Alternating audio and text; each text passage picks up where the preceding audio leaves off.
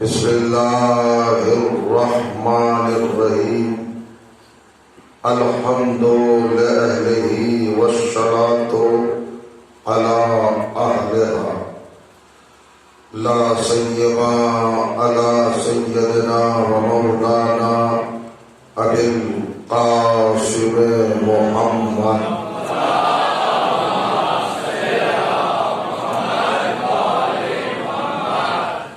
وأهل بيته الطيبين الطاهرين المعصومين المظلومين واللعنة الدائمة على أعدائهم أجمعين من يومنا هذا إلى يوم الدين. أما بعد فقد قال سبحانه وتعالى بسم اللہ الرحمن الرحیم والنجم اذا ہوا ما ضل صاحبكم وما غوى وما ينطق عن الهوى إن هو إلا وحي يوحى صلوات.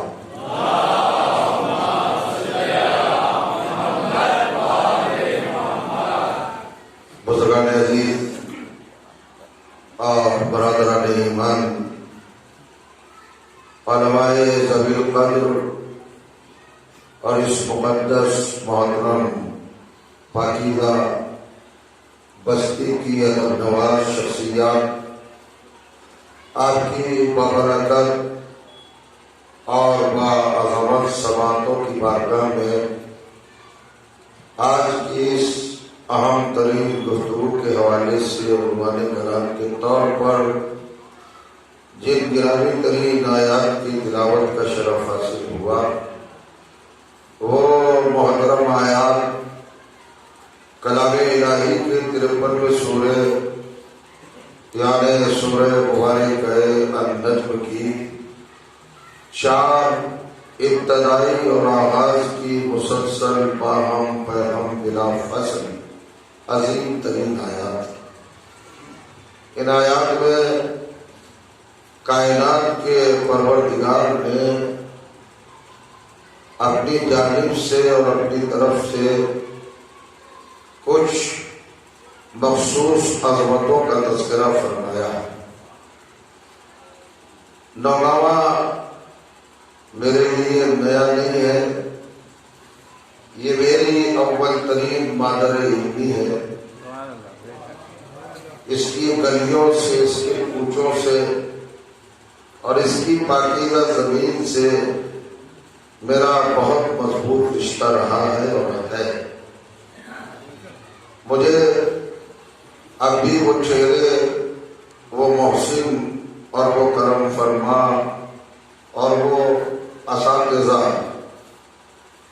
جو میری اس ناقص ذہن کو کامل بنانے کے لیے اپنے عارفانہ لطافتوں کا موصلہ دھار برساتے تھے، وہ آج بھی میری نگاہوں میں. اس بستی کے محترم اور ادب نواز ذہنوں سے بار بار میں یہ اپیل نہیں کروں گا کہ توجہ فرمائیں یا غور کریں یا فکر کریں.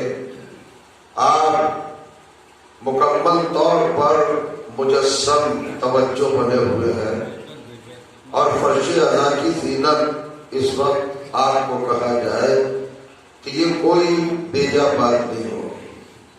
دیکھیے، جن آیات کو آپ نے سماعت فرمایا وہ چاروں مسلسل آیات ایک عظیم رخ کی طرف اور ایک عظیم پہلو کی طرف ہم کو دعوت فکر دے رہی.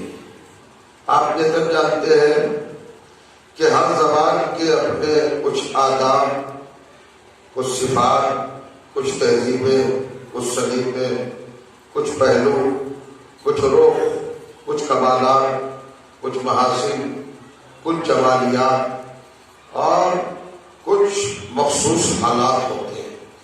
عربی زبان بھی اپنی جگہ پر ایک اہم، عظیم، قدیم، عمیق، مضبوط، مستحکم، پاکیزہ، مطہر، مقدس، معظم، وسیع ترین زبان. اور اس زبان کے مقدس اور معظم ہونے کے لیے دلیلوں کی ضرورت نہیں ہے. یہ وہ پاکیزہ زبان ہے کہ جس کی آغوش میں صبح قیامت تک قرآن پروان چڑھتا ہے.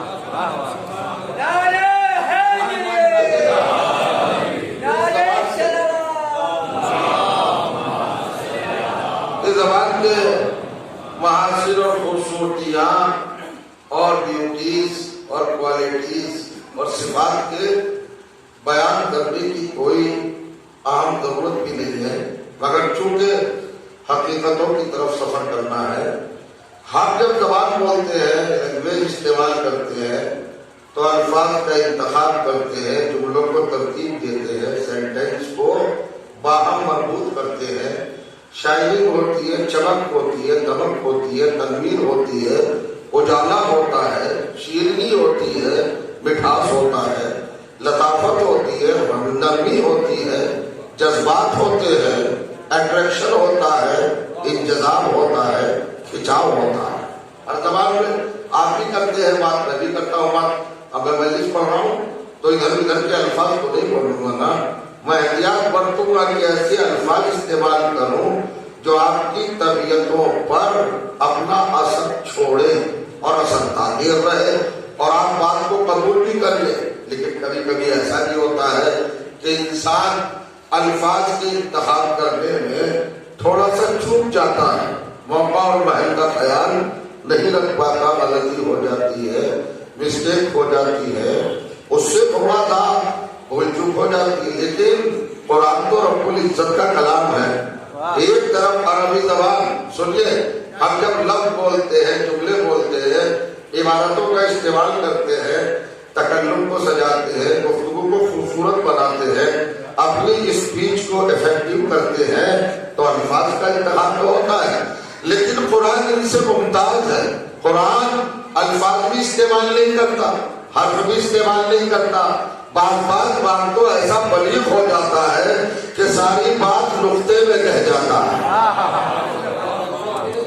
اپنا پیغام، اپنا میسج اور اپنا بیان وہ کنوے کر دیتا ہے. اب دیکھیے میں نے پڑھا والنجم اذا ہوا، یہ ایک گزرے ہوئے واقعے کی طرف عالم انسانیت و جان بشریت کو اللہ نے متوجہ کیا ہے. ایک حقیقت بتانا چاہتا ہے، ایک صداقت بتانا چاہتا ہے، ایک سچائی بتانا چاہتا ہے، ایک عظمت کا ادراک کرانا چاہتا ہے اور ایک ریالٹی ذہنوں تک پہنچانا چاہتا ہے.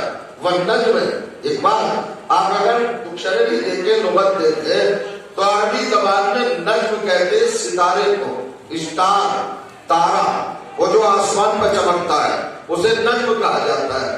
کوئی بھی ستارہ، کیسا بھی ستارہ نجم کہا جائے گا. لیکن عربی کا کمال یہ ہے کہ اگر وہ مجرد لفظ پر الف لام داخل کر دے تو معنی میں وسعت پیدا ہو جاتی ہے.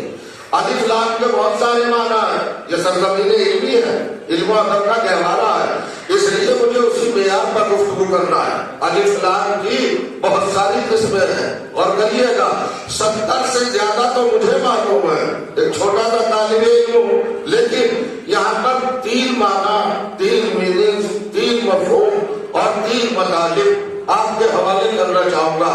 الف لام تخصیص کے لیے استعمال کیا جاتا ہے، الف لام تعظیم کے لیے استعمال کیا جاتا ہے، الف لام توجہ کیجیے گا اللہ کی طرف سے تحسین کے لیے استعمال کیا جاتا ہے. یہ 3 لفظ بولے، تخصیص، تعظیم، تحسین. تو اس کا مطلب کیا ہے؟ یعنی کسی عام چیز کو مخصوص بنانا ہو تو اس میں الف لام داخل کر دو.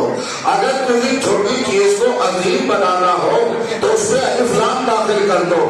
اگر کسی کو انتہائی حسین بنانا ہو تو اس میں الف لام داخل کر دو.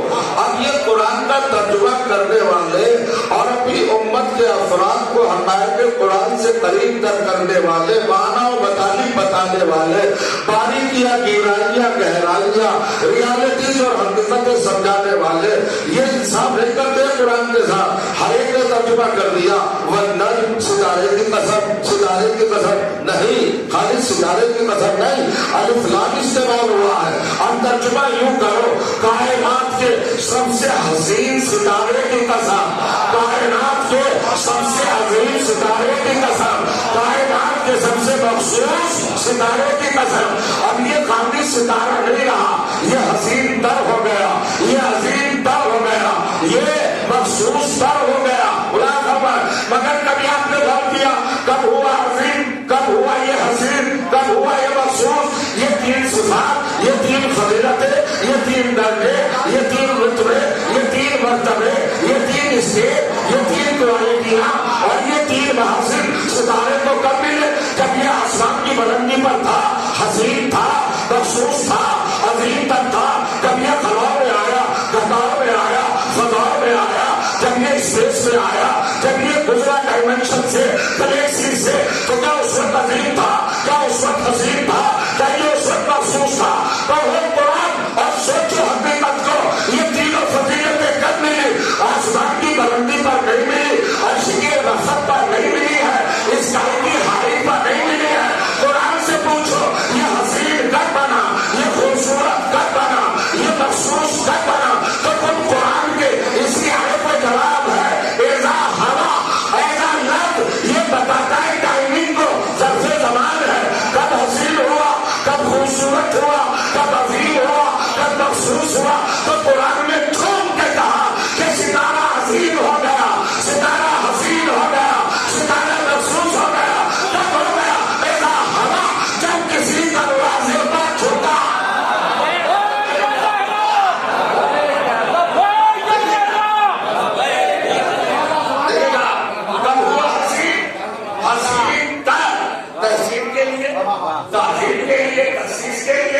تخصیص وہ عمل ہے جو مخصوص کر دے، پرسنل بنا دے۔ توجہ کر رہے ہیں آپ؟ دیکھیں قرآن کی میں حقیقت کی ایک کیفیت آپ کے سامنے رکھنا چاہتا ہوں۔ ستارہ حسین تر بھی ہو گیا، خوبصورت ترین بھی ہو گیا اور عظیم ترین بھی ہو گیا، مگر کب؟ اذا ہوا، جب جھکا کسی دروازے پر، کسی ڈیوڑی پر۔ قرآن پڑھنے والے مسلمان ستارہ ستارہ تو کر رہا ہے، اس دروازے کو بھی تو بتاؤ دروازہ کون سا ہے؟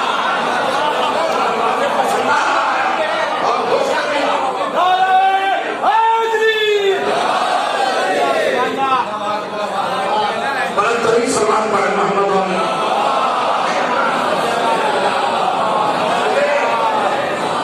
کوئی عالم خطیب یا بہت بڑا اسپیکر نہیں، وہ ایک طالب علم ہوں، میں تو آپ کے فیملی کا ممبر بھی ہوں، نہیں حاصل کیا تو مجھے مجلس ہی کرنا، آپ سے باتیں کرنا ہے، کچھ گزارشات، کچھ معروضات، کچھ پوائنٹ، کچھ نکات، کچھ فضائل کے گوشے آیات قرآن کی بنیاد پر آپ کی سماعتوں کے حوالے کرنا ہے۔ دیکھیں آج کا ہر انسان ایک چیز کو چاہتا ہے، خواہش ہے، آرزو ہے، تمنا ہے، اس کے اندر سے نیت ہے، انٹینشن ہے، چاہتا ہے کہ مجھے بلندی ملے، بلندی ملے، بلندی ملے۔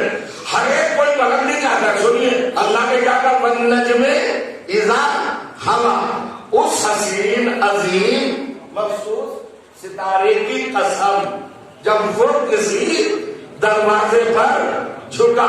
یہ جھکا ترجمہ ہم نے کیا مگر ہم مکمل طور پر کامیاب نہیں ہیں ترجمہ کرنے میں، اس لیے کہ ہوا کے معنی صرف جھکنے کے نہیں ہے۔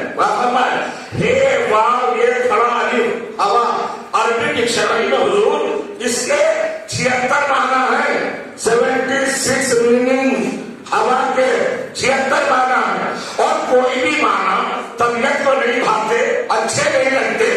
بس سنات اللہ معنی ہوا کے معنی تباہ ہو جانا، ہوا کے معنی برباد ہو جانا، ہوا کے معنی فنا ہو جانا، ہوا کے معنی ہلاک ہو جانا، ہوا کے معنی غرق ہو جانا، ہوا کے معنی ڈوب جانا، ہوا کے معنی محور سے دور ہو جانا، ہوا کے معنی مرکز سے دور ہو جانا، ہوا کے معنی اصلیت سے محروم ہو جانا، ہوا کے معنی بے قیمت ہو جانا، ہوا کے معنی گمراہ ہو جانا، ہوا کے معنی بھٹک جانا، ہوا کے معنی راہ مستقیم پر چھوڑ دینا، ہوا کے معنی بے قیمت ہو جانا، ہوا کے معنی بے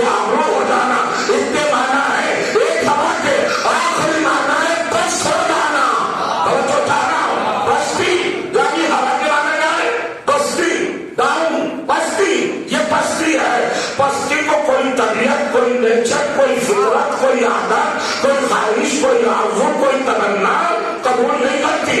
کوئی تن، کوئی ذہن، کوئی دماغ، کوئی دل نہیں قبول کرتا. ہر کوئی بلندی کی طرف دیکھتا ہے، پستی کو کوئی قبول نہیں کرتا. اگر مثال دعا کا قیمتی اور عزیز وقت لوں نہیں بنایا کرنا چاہتا ہوں. کون سی طبیعت ہے جناب جو پستی کو قبول کرتی ہو؟ اچھا پستی کہیں بھی ہو عیب ہے، نقص ہے، تو جو ملے گا سبب نفرت ہے، لائق نفرت ہے، طبیعت انکار کرتی ہے، منتقش ہے. بستی کو کون تلاش کرتا ہے؟ کون قبول کرتا ہے؟ اگر بستی کہیں بھی ہو، نظریے کی بستی، عقیدے کی بستی، ایمان کی بستی، کردار کی بستی، عمل کی بستی، نسل کی بستی، خاندان کی بستی، شجرے کی بستی، بستی کہیں بھی ہو اور کہیے گا قبول طبیعت نہیں ہے. کوئی قبول نہیں کرتا بستی کو، کوئی قبول کرتا ہے. ارے بھائی ہر کوئی بلندی چاہتا ہے، بلندی پہ جائے، بلندی پہ جائے، بلندی پہ جائے. مگر میں پوچھنا چاہتا ہوں ہر فرد، ہر جز، ہر انسان، ہر طبیعت، ہر عادت، ہر فطرت، ہر نیچر، ہر شعور، ہر وجدان، ہر احساس، ہر جذبہ پستی کو نہیں چاہتا، بلندی کو چاہتا ہے. لیکن قرآن تو کتاب فطرت ہے، خالق فطرت کی قرآن ہے. اس نے لفظ پستی کو تازہ تراشا ہوا چمکتا ہوا جھومر بنا کر یہی 93 سورے کی پیشانی پر اللہ نے سجا دیا ہے. والنجم اذا ہوا، ستارے کی قسم جب وہ دست ہوا، قسم اس وقت نہیں کھائی جب آسمان میں تھا، اس وقت نہیں کھائی جب سما رہا، اس وقت نہیں کھائی جب بلندی میں تھا، اس وقت نہیں کھائی جب مفت تھا، اس وقت قسم نہیں کھائی جب وہ حائل پہ تھا. اللہ نے کہا اس ستارے کی اس وقت قسم ہے جب یہ دروازے پر جھکا. لیکن لفظ سما بتا رہا ہے کہ علی کے دروازے پر جھکنے ہی کا نام بلندی ہے.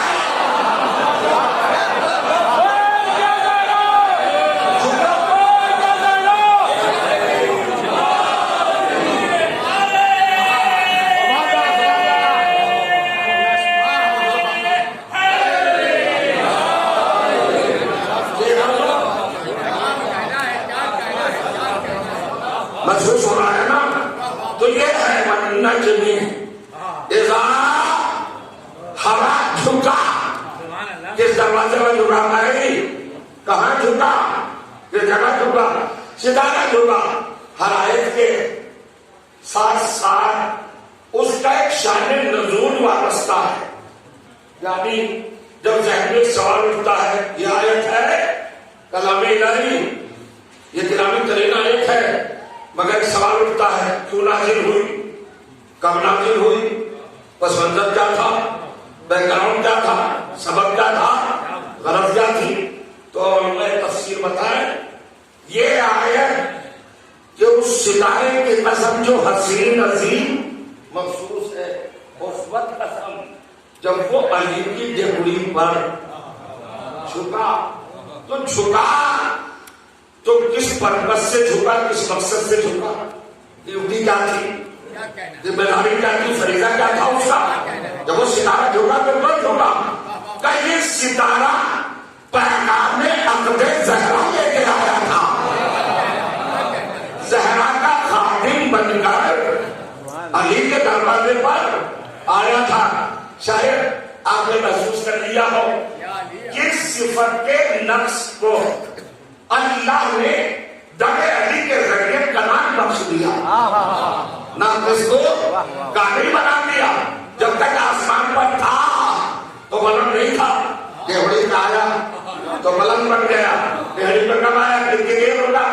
کبھی کبھی آپ نے شاید سوچا ہو ایک چیز ہے اسلام میں ہماری عبادتوں میں اور ہماری بندگی میں، ہمارے اعمال میں سب سے زیادہ تارنوشت نماز ہے.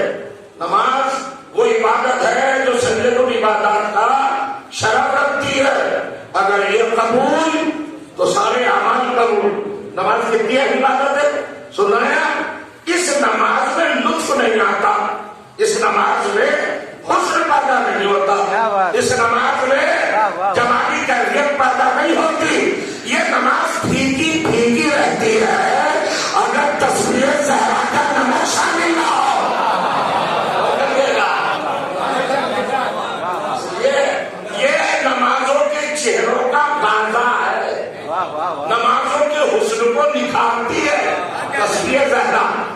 پڑھتے ہیں ایک تصور ہے قرآنی تصور.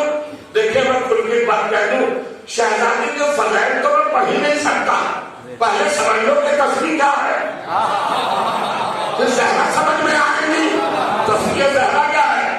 نظام الہی ذکر کرنا, تدبر فرمانا. آپ اس بات کو اچھی طرح محسوس فرما لیں گے جو میں اندر لے جا رہا ہوں, گزارش کرنے جا رہا ہوں. تصویر لاجے ستارہ آیا, کیلکولیٹر تھا نہیں, میڈیا تھا نہیں, رپورٹنگ تھی نہیں, راہی تھے, راہیوں نے جو بتایا وہ ہم بتا رہے ہیں. اب یہ بتاؤ زہرا کے دروازے پر, علی کے دروازے پر ستارہ کتنی دیر روکا؟ اپنے مرکز سے آنے میں اس کو کتنی دیر لگی, کتنی دیر ٹھہرا, اور پھر جب وہ واپس گیا ریٹرن تو جانے میں کتنی دیر لگی؟ تو پتا نہیں تھا کسی کو بھی. جب روایت سامنے آئی تو پتا چلا. دیکھیں ستارے کی آمد, ستارے کا قیام اور ستارے کی مراجعات, ان تینوں میں فاطمہ زہرا کی تصویر کا دخل ہے. آپ تصویر پڑھتے ہیں نا, اور میں جناب بیٹھے ہیں, میری اصلاح فرما دیں گے. بڑی عجیب و غریب بات کہنے جا رہا ہوں, باتیں کرنا ہے. آپ دیکھیے تصویر کیا ہے, تصویر باب تفریح سے یہ سبحان سے بنا ہے نا. یہ کیا مطلب؟ اللہ کی پاکیزگی بیان کرنا مسلسل, یہ ہے تصویر. یعنی تصویر کا مطلب ہے سبحان اللہ کہنا. تصویر کا مطلب کیا ہے؟ سبحان اللہ کہنا. اچھا صاحب تکبیر کا مطلب کیا ہے؟ اللہ اکبر کہنا. تحمید کا مطلب ہے الحمدللہ کہنا. آپ تصویر پڑھتے ہیں سب, نماز کے بعد کتنے دانے ہیں تصویر میں؟ 100 دانے, 100 مکمل 100 دانے.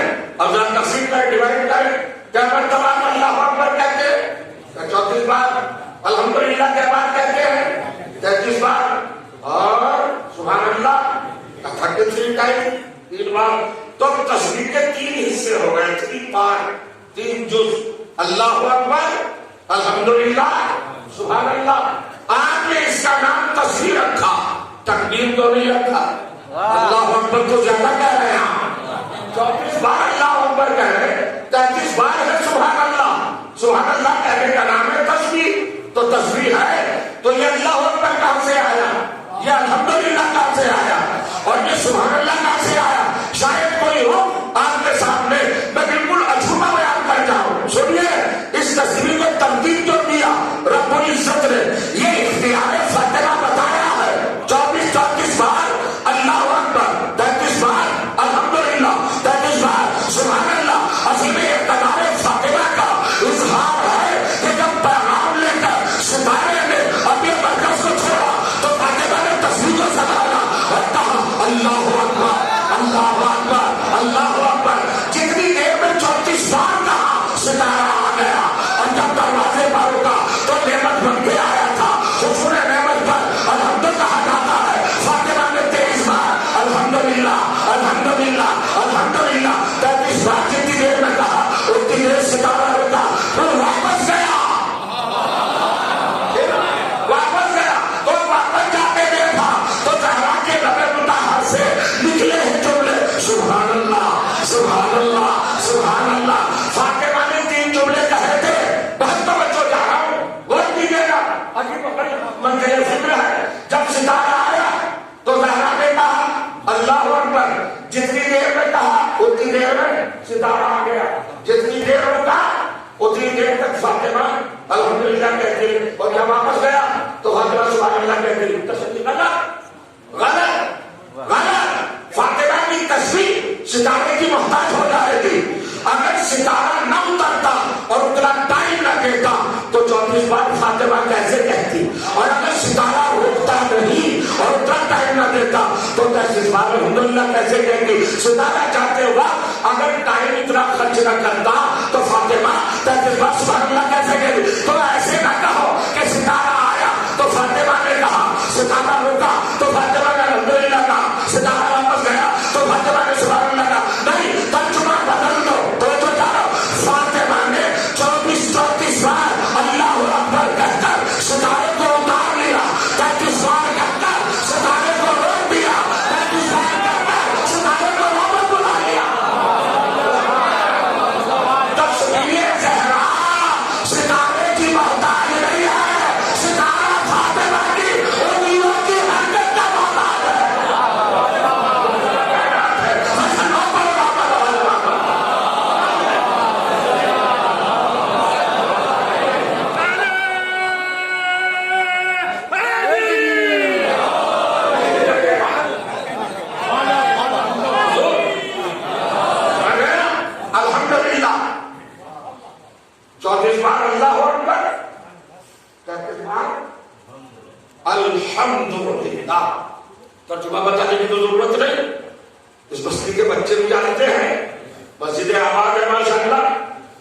مسلوں پر رونق ہے، صفوں پر انسانیت کی حاضری ہے.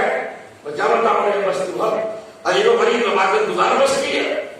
سنیے 33 بار الحمدللہ، 33 بار سبحان اللہ، 34 بار اللہ اکبر. سوال یہ کہ ترتیب زہرا میں ایسے کیوں رکھی؟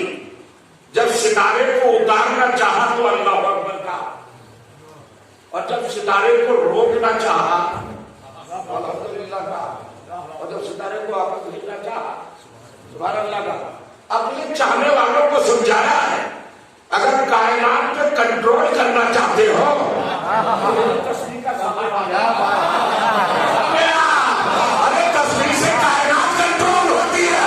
جب خمینی صاحب سے کسی نے پوچھا یہ آپ نے کنٹرول کیسے کیا تو مسلح سے تصویر اٹھا کے دکھایا.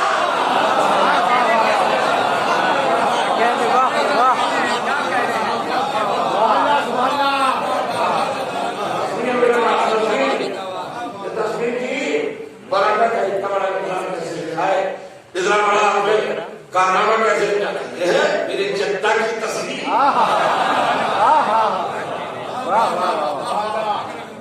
یہ مانی یہ ہے دکھا دی. تو سنیے آپ اب ایک ذرا سا روک پوائنٹ کیا نوجوانوں سے کرتا ہے بزرگوں کو دعا دیں گے صرف اس سے زیادہ جانتے نہیں جانتے. سوال یہ ہے کہ جو تیسرے نمبر پر جز زہرا نے معین کیا سبحان اللہ تشریف فرما ہے. عام طور سے عالم اسلام میں اللہ تعالیٰ کے ناموں کی جب کاؤنٹنگ ہوتی ہے شمار ہوتا ہے عدد بیان کیا جاتا ہے گنا جاتا ہے تو کہتے ہیں 99 نام ہیں. مکتب اہل بیت کا بہت چھوٹا سا طالب علم ہوں، بڑے علماء کا اور کمال کی باتیں کریں گے. میں بتا رہا ہوں 10,000 نام اللہ تعالیٰ کے مجھے یاد ہے. آپ کی لگے ہائی لائٹ کر رہا ہوں نمبر پر یا شواف ہے ایسا نہیں ہے، یا اپنے آپ کو نمایاں کر رہا ہوں ایسا بھی نہیں. 10,000 نام آپ کہیں گے کیسے؟ تو میں بالکل ابھی آپ کو پورا اس کا بیورا رکھ کے دیتا ہوں. رمضان آتا ہے اللہ کا مہینہ، کیا بات ہے، شب قدر آتی ہے. شب قدر میں معصور ہے کہ دعائیں جو شب کبیر پڑھی ہے اکیلی دعا میں 800 نام ہیں.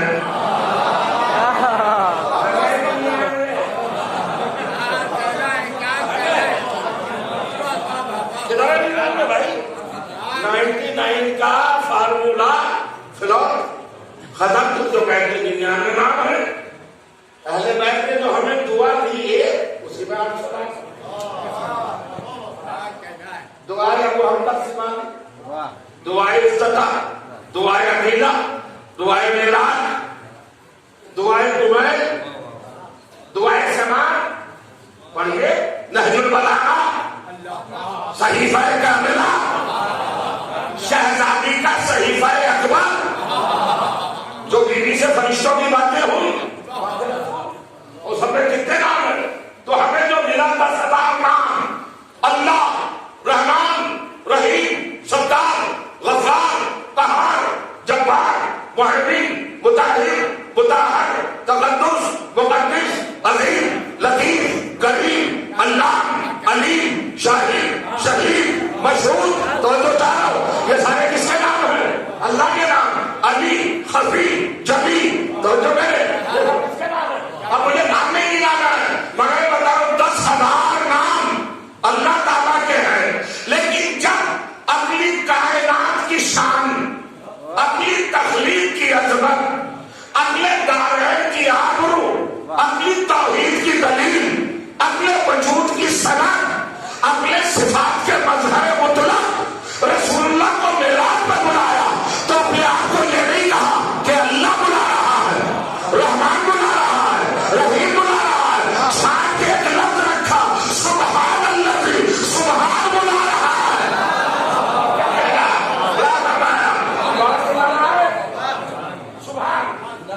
9,999 ناموں کو ڈراپ کیا.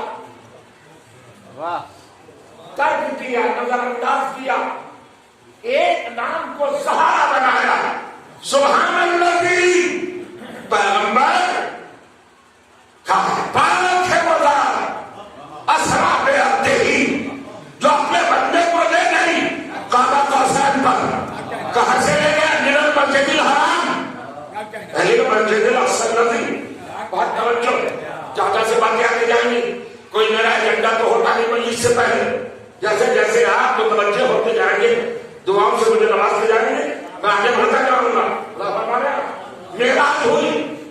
سرکار، ہم آپ تک یہ سمجھتے تھے کہ یہ مسلمان اپنے دلوں میں کشش صرف اہل بیت سے رکھتا ہے. نہیں، اصل کشش اس کو سرکار رسالت باب سے ہے. یہ اصل سے جلتا ہے، یہ جڑ سے نفرت کرتا ہے. اس لیے کہ اس نے بڑے بڑے بےہودہ حد پیش کیے ہیں معراج کے حوالے سے. معراج وہ فضیلت ہے جو کسی نبی کو نہیں ملی، سرکار کو ملی.